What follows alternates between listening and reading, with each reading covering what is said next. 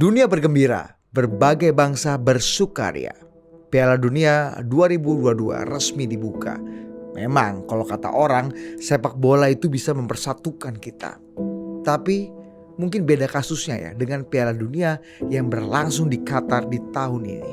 Catatan kelam dikekangnya perbedaan hingga kong kali kong, ini dugaan ya, kong kali kong gelap di balik layar mewarnai pesta sepak bola paling besar sejagat raya ini. Apa yang sebenarnya terjadi di balik megahnya penyelenggaraan oleh negeri raja minyak tersebut?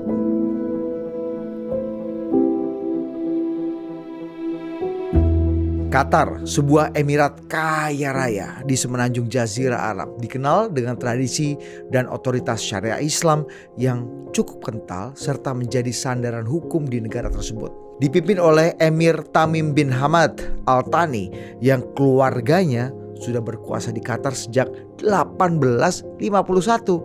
Lama ya, ini lebih dari 3 periode. Cerita ini dimulai pada tahun 2010 saat Qatar resmi terpilih sebagai tuan rumah Piala Dunia 2022. The winner to organize the 2022 FIFA World Cup is Qatar. Seketika saja Qatar jadi negara Arab pertama sekaligus negara Asia kedua yang menjadi saksi bertarungnya para jagoan kulit bundar dari seluruh dunia. Tak lupa ajang Piala Dunia kali ini akan berbeda karena dilaksanakan di musim dingin. Karena kalau kita maksa di musim panas seperti tradisi Piala Dunia seperti biasanya, khawatirnya para pemain bakal tumbang karena terkena suhu 41 derajat Celcius di Qatar. Qatar memang tidak tanggung-tanggung sebagai tuan rumah.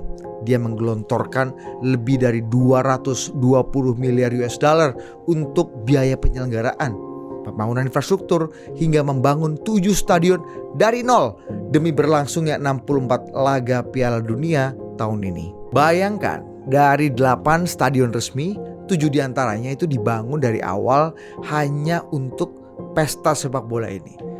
Ya tentu saja ini membuat Piala Dunia 2022 menjadi ajang Piala Dunia paling mahal sepanjang sejarah.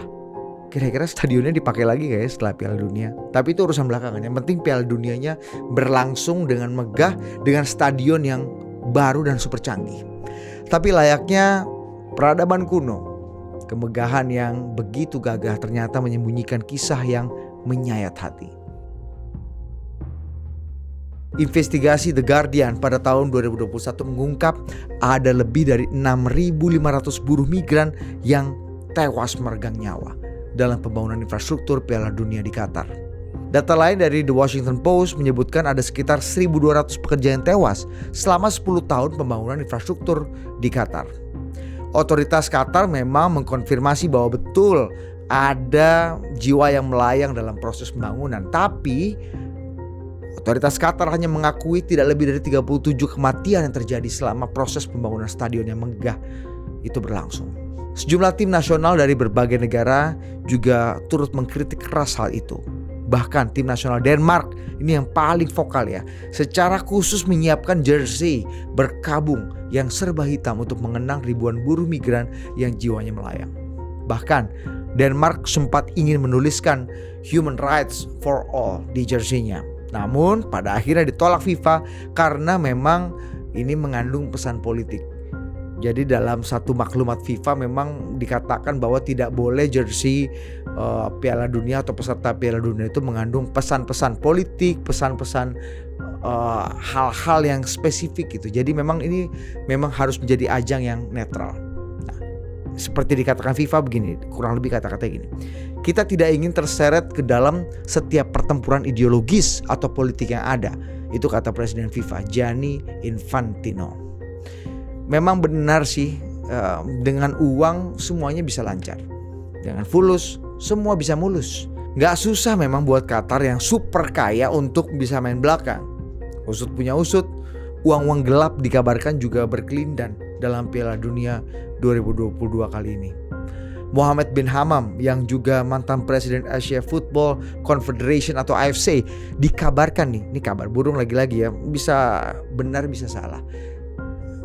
Hammam dikabarkan menyuap 30 pemimpin Federasi Sepak Bola Afrika serta Wakil Presiden FIFA Jack Warner supaya menjadikan Qatar sebagai tuan rumah Piala Dunia 2022. Padahal awalnya Amerika Serikat yang dijagokan untuk menjadi tuan rumah. Bahkan Amerika Serikat mengutus Bill Clinton, mantan Presiden Amerika Serikat, untuk menjadi special envoy yang diminta untuk bernegosiasi untuk tujuan Amerika Serikat menjadi tuan rumah. Tapi lagi-lagi kalah dengan Qatar. Semua ini pun disesali oleh mantan Presiden FIFA Sepp Blatter yang katanya penunjukan Qatar sebagai tuan rumah merupakan sebuah kesalahan dan itu sebuah pilihan yang buruk, kata Blatter. Oh iya, kalian mungkin udah nonton ya laga pembuka Piala Dunia kemarin, Qatar versus Ekuador. Laga itu juga katanya gak lepas dari aktivitas suap penyuap nih, hengki-pengki.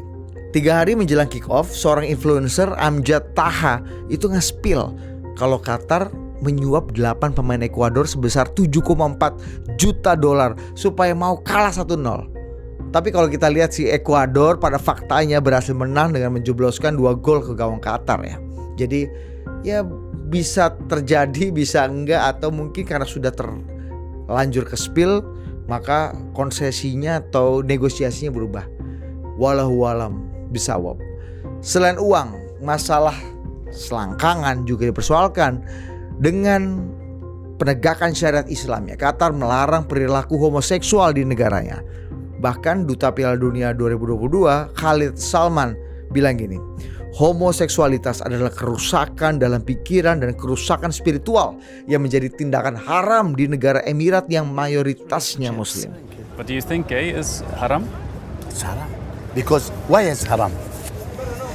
I am not one big Muslim, but it's haram. Why? Because it's damaging the mind.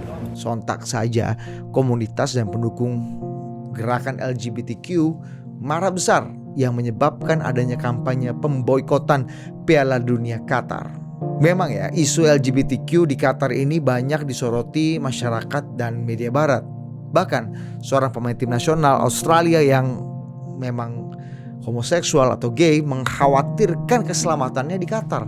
Belum lagi nih permasalahan soal alkohol yang ya juga sempat heboh. Kebayang gak sih main bola atau ada festival Piala Dunia terbesar tapi tanpa alkohol? Krik krik krik krik krik. Qatar memang punya kebijakan yang agak konservatif, tapi sebenarnya belakangan ini Qatar memang mulai menggunakan interpretasi yang moderat ya, atau Islam moderat di abad ke-21 untuk memfasilitasi gerakan-gerakan pembaharuan atau liberalisasi. Hal ini pun dilakukan demi berkomitmen pada Islam, namun di saat yang bersamaan juga tidak menghambat perubahan sosial dan aspek modernisasi. Mungkin kita bisa berkaca kepada Muhammad bin Salman atau MBS di Arab Saudi, gimana kita lihat beberapa tahun terakhir Arab Saudi begitu terbuka, begitu progresif dan begitu agile dalam menerima hal-hal yang selama ini dianggap tabu atau haram atau tidak boleh dilakukan di Arab Saudi. Sementara itu Qatar di bawah Hamad bin Khalifa Al Thani, Emir Qatar sebelumnya, Qatar itu mengalami gelombang modernisasi. Bahkan ia mengkudeta ayahnya sendiri yang sedang pergi ke Swiss demi melakukan hal tersebut. Reformasi ekonomi dilakukan, produksi minyak kemudian ditambah hingga akhirnya Qatar menjadi salah satu negara paling kaya di dunia. Karena lagi-lagi Emir Qatar yang sekarang mengkudeta ayahnya sendiri. Can you imagine that? Kembali ke Qatar. Emir Hamad atau akrab disapa Sheikh Hamad memang sedikit demi sedikit mengadopsi sistem demokrasi dan keterbukaan ya, dengan memberlakukan adanya pemilihan di Kadin atau Kamar Dagang dan Industri Qatar hingga pemilihan langsung pertama di Dewan Legislatif Kota. Di sisi lain ya, ini bicara reformasi Qatar, perempuan diperbolehkan juga memilih dan maju sebagai kandidat politik. Bahkan Sheikh Hamad juga mencanangkan konstitusi baru yang ingin menegaskan bahwa Qatar punya komitmen untuk menjadi negara demokrasi yang lebih terbuka. Namun sejak saat itu liberalisasi dan demokratisasi yang berlangsung tidak lagi begitu signifikan. Pemerintahan masih tersentralisasi serta diselimuti oleh minimnya akuntabilitas dan transparansi yang harusnya menjadi penyangga utama dalam negara-negara demokrasi. Untuk Piala Dunia 2022 kali ini, Qatar juga tampak membuat batasan khusus liberalisasi yang mereka lakukan. Misalnya alkohol diperbolehkan dalam jumlah yang terbatas dan hanya di zona-zona khusus saja. Lewat dari zona itu Anda jangan berharap bisa minum alkohol, bir, wine, atau whisky. Perihal keamanan komunitas LGBTQ yang memang sudah dikhawatirkan juga oleh beberapa pemain, misalnya yang terbuka mengaku dirinya homoseksual. Ketua Eksekutif Komite Pelaksana Turnamen Nasser Al-Khater juga sudah menyebutkan bahwa Qatar adalah negara yang toleran dan aman untuk semuanya. Jadi don't worry. Katanya gini nih, kurang lebih ya. Semua orang disambut di sini, di Qatar ini. Yang kita minta hanya supaya orang-orang menghormati budaya di sini. Gitu. Jadi silakan datang, silakan berwisata, silakan menonton pertandingan, dan silakan Anda para pemain-pemain sepak bola yang ikut bertanding di turnamen, monggo kerahkan kemampuan terbaik Anda untuk bertarung di Piala Dunia 2022 kali ini. Tapi pesannya tadi, tolong hormati budaya kami. Nah, ini yang kemudian mungkin dianggap oleh sebagian kelompok aktivis, kelompok pembaharu juga multi interpretasi. Menghormati budaya kami, apakah ada zona khusus? Bagaimana cara menghormatinya? Nah, itu yang kemudian masih debatable. Tapi lagi-lagi ya etika dan normal yang mungkin menjadi kesepakatan dan basis dari akal sehat kita bisa menjadi penentu-penentu ya, atau batas-batas yang wajar. Bagaimana kelompok-kelompok yang memang secara kultural punya backlash atau punya hambatan, punya obstacle di Qatar itu bisa berlaku selama Piala Dunia berlangsung. Nah, bagaimanapun hak asasi manusia itu harga mati. Tidak ada yang boleh dikekang atau dicaci hanya karena identitas atau pilihan pribadinya dalam hidup. Semoga aja nih Qatar sebagai penyelenggara pesta sepak bola paling besar sejagat raya yang dihadiri oleh berbagai bangsa bisa menjamin semua hal tersebut. Atas nama, lagi-lagi, modernisasi. Kalau kata Franz Beckenbauer, sang legenda sepak bola Jerman, pasti Anda tahu ya. Atau mungkin ayah atau kakek Anda yang tahu. Kata Beckenbauer begini, sepak bola adalah salah satu cara komunikasi terbaik di dunia. Dia imparsial, apolitis, dan universal. Sepak bola juga menyatukan orang-orang di seluruh dunia setiap harinya. Muda, tua, pemain, fans sepak bola, kaya atau miskin, semuanya bersatu. Permainannya membuat semua orang setara, membangkitkan imajinasi, membuat orang merasa bahagia, dan membuat orang juga merasa sedih. Saya Budi Adiputro. Selamat menikmati Piala Dunia di Qatar.